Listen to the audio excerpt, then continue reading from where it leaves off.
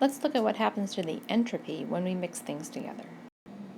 Delta S is a little bit more difficult because it consists of two terms. But let's recognize that this first term is equal to minus delta G of mixing divided by T, and this second term is equal to delta H of mixing divided by T. When we have a positive deviation from Raoult's law, delta G of mixing can either be positive or negative. In the case where delta G is positive, mixing is non-spontaneous and we don't end up with a mixture. So let's only look at the case where delta G is negative. When delta G is negative and we have spontaneous mixing, then we will notice that this first term will be positive because the negative delta G with the negative sign in this term makes that first term positive. Furthermore, we've already reasoned that the delta H of mixing for a positive deviation must be positive because the interactions in the mixture are weaker than they are in the pure form, so we have to go uphill in energy and add energy, making delta H a positive term. So when we do have mixing for a positive deviation case, delta S of mixing is going to be greater than 0. Thus we can see that it is the entropy which drives this mixing process.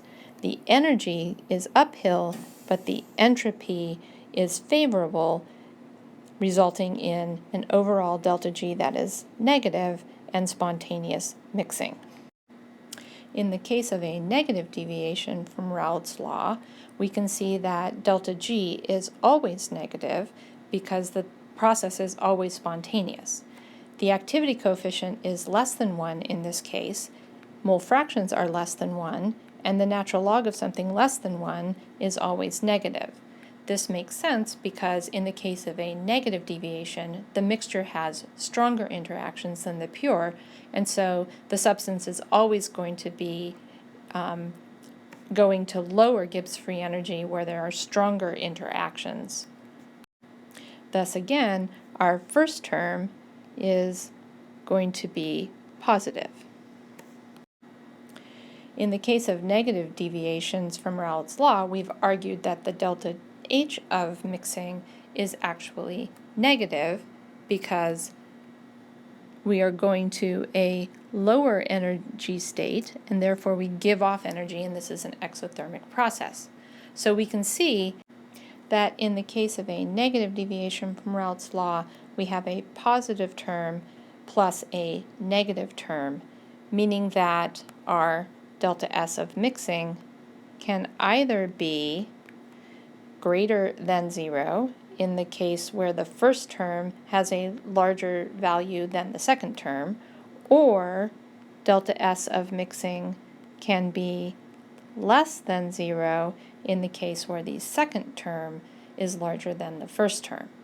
We can understand this in terms of an enthalpy-driven process where the lowering of the energy is driving the process even though we have unfavorable entropy changes.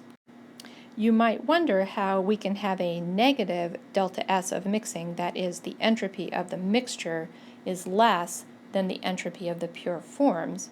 When we're mixing two things together, it seems logical that we have now increased our number of microstates, and therefore we should have a positive delta S. A negative delta S of mixing occurs when the solvent organizes itself around the solute in such a way that the solution actually is more organized or has less microstates than the pure forms. This happens quite frequently when we put large molecules like proteins into solution, where the water molecules organize themselves around charged moieties in the protein and cause the solution entropy to be lower than the entropy of the pure substances. Let's summarize what we've learned.